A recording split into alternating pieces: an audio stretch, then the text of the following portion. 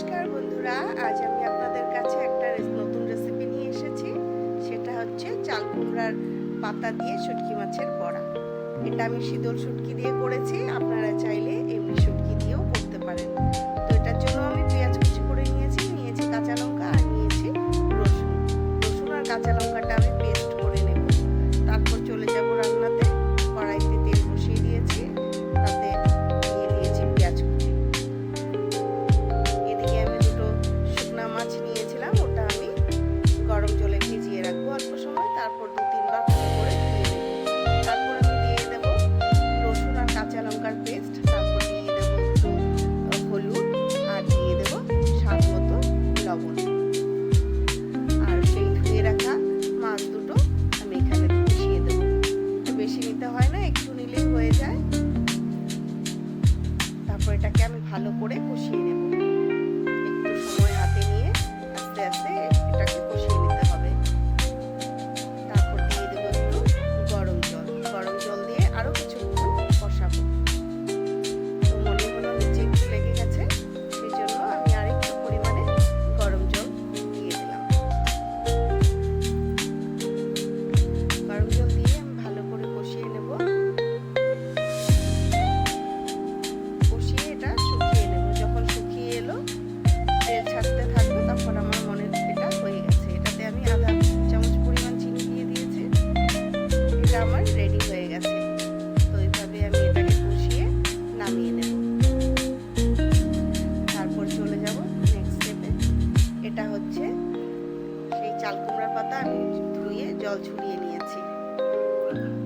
তারপর নিয়েছি মসুর ডাল আর আতপ চাল সম পরিমাণে নিয়ে সেটাকে আমি পেস্ট করে নিয়েছি। সাথে দিয়ে দিয়েছি কয়েকটা কাঁচা লঙ্কা।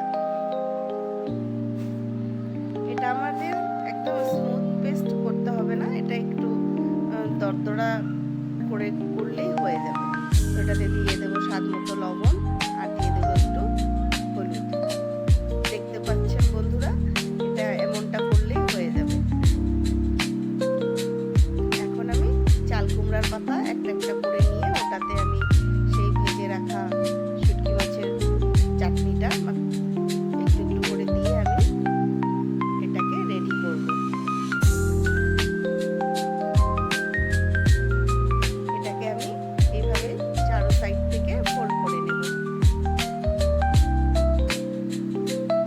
এটা ফোল্ড করলে এইভাবেই থেকে যাবে।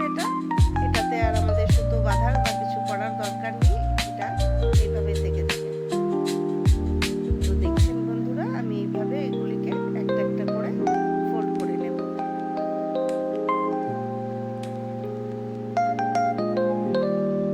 তারপর কড়াইতে তেল গরম করে আমি এটাকে ভাজতে বসাবো।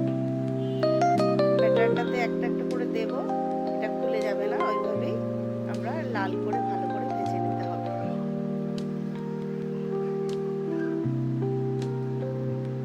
উল্টে পাল্টে ভালো করে লাল করে ভেজে নেব।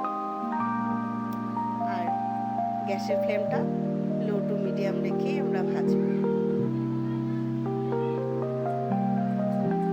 বন্ধুরা, আপনারা খেয়েছেন কিনা জানি না, যদি খেয়ে না থাকেন তো একবার বানিয়ে অবশ্যই খাবেন।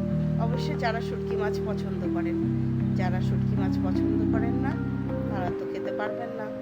তো যাই হোক বন্ধুরা, আমি একটা একটা করে সব ভেজে নিলাম। রেডি হয়ে গেল আমার শুকনো মাছের বড়া। তো আপনারা অনেক মূল্যবান সময় দিয়ে আমার ভিডিওটা দেখেছেন, এটার জন্য আপনাদেরকে অসংখ্য ধন্যবাদ। নমস্কার বন্ধুরা, ভালো থাকবেন, সুস্থ থাকবেন।